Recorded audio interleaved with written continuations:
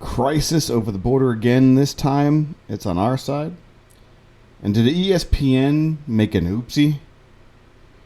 And different generations can still get along when they speak the same language.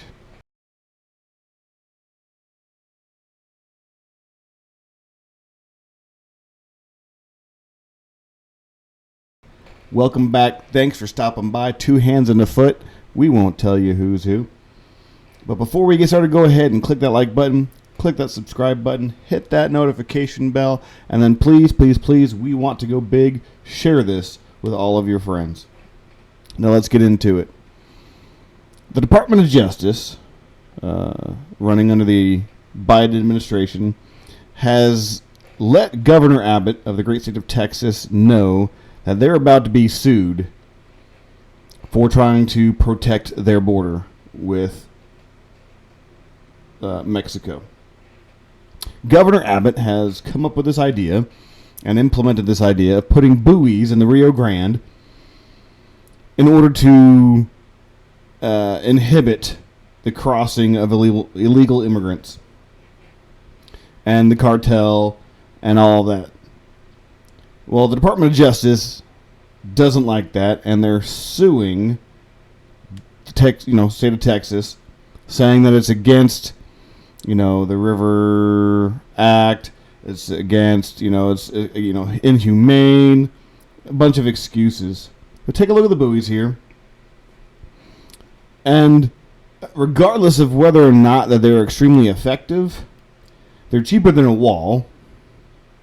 They look like they can be effective, especially if you're carrying loads. You don't want to go underneath. And I'm not sure exactly how deep they go. They seem pretty large. And it looks like they may rotate, so trying to climb them would be a problem as well. So rather efficient as far as the usefulness of them, the effectiveness of them. Well, the Department of Justice obviously doesn't care about our border. So they're trying to use the fact that, it's going to restrict, travel on the river, and of the such, it's going to inhibit legal migrants, whatever they want to use that word for, from crossing. It could hurt somebody, who's coming across illegally, and we don't want that to happen. So they're suing Texas, and Governor Abbott is saying, "We'll see you in court. You can threaten all you want. We're here defending our borders because you are not." I say it's good on Texas. Like I said, it's cheaper than the wall. It looks rather effective, and no one else is doing it. So, someone's got to defend their home. And so they're coming up with a rather effective means to defend the Texas border. I don't see a problem with that. But apparently the DOJ does. ESPN has released a report on injuries. Apparently this World Cup, the Women's World Cup, is happening right now in soccer. And they've released a report on injuries. There's apparently a lot of stars who are going to be missing from the lineup because of these ACLs that are being torn. England is missing a couple.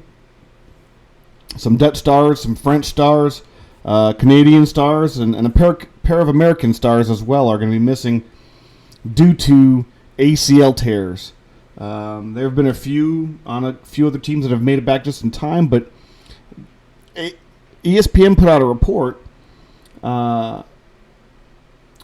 There's a Dr. Holly Silvers Granelli. She's got a PhD in biomechanics and applied physiology. She points to 6 factors of why it can be explained, and I'm gonna go into detail on one, and we'll just glance over the other. The first factor, and she says, is the physiological differences between men and women. In women, the ACL tends to be smaller, and the notch in the femur that the ACL passes through tends to be narrower. That leaves less room for the ACL to move, which means a greater likelihood of impingement on the ACL and thus more risk of injury.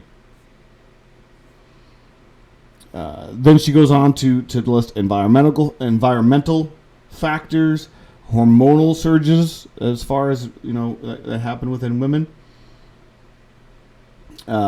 tendency for muscle imbalances between quads and glutes in women as opposed to men. So she's giving these reasons as to why these injuries are happening more in women's soccer as opposed to men and men's soccer. But what I think ESPN unknowingly has done is push another proof that men and women are different. Biologically, they are different. I don't have to say biological male. I don't have to say biological female. There's male and female. They're different. So, yes, this is about ACL tears and the propensity for them, but it just shows that the group, the side that is screaming, trust the science, when it came to that the last couple of years, can't trust the science when it comes to this. Make up your minds. As the saying goes, make it make sense. Now for a feel-good story. I'm Generation X, and they say I'm at the beginning of millennial. Depends on what chart you read. I'm in that weird stage. But I was raised, I think, a generation earlier than what I am, if that makes any sense. So I claim Generation X, the tail end of Generation X. I say I'm the generation before that because I hold a little bit more conservative values than Generation X does. It's not quite the whole leave me alone thing, but it is close to that. But, that being said, generations stereotypically, hate the younger generations because we're stuck in our ways. We don't like their music, we don't like their clothing, we don't like their hairstyles. It's whatever it is, we don't like their verbiage. Whatever it is, that we always find something that we don't like about younger generations. And as the generations get older, we find the gaps larger. But I've got a story here where a 91-year-old man went in for a hearing examination and got to chit-chatting with the nurse. And this nurse was chit-chatting, and they found that they had some things in common. And at the end of their discussion, their chit-chat, the old man invited the nurse and her two children to come out to his house to see the vehicles that he liked to dabble with. And so this nurse brought out her 14-year-old son and her 13-year-old daughter. And these cars are antique cars. They're 1920s era vehicles. And so they got to, to look at it and see, the different parts. And it really took with the 14-year-old son. And so the 91-year-old said, hey, let's build or rebuild a 1929 Ford Model A together. And they did. And this was during COVID, so the 2020, 2021, 2022 time frame, so a year and a half or so. The two built a Ford Model A from the motor out and got it together. And so it took, like I said, it took about a year and a half or so, somewhere in there. At the end of 2022, they had finally put it together. And the 91-year-old man gave the Model A to that teenager.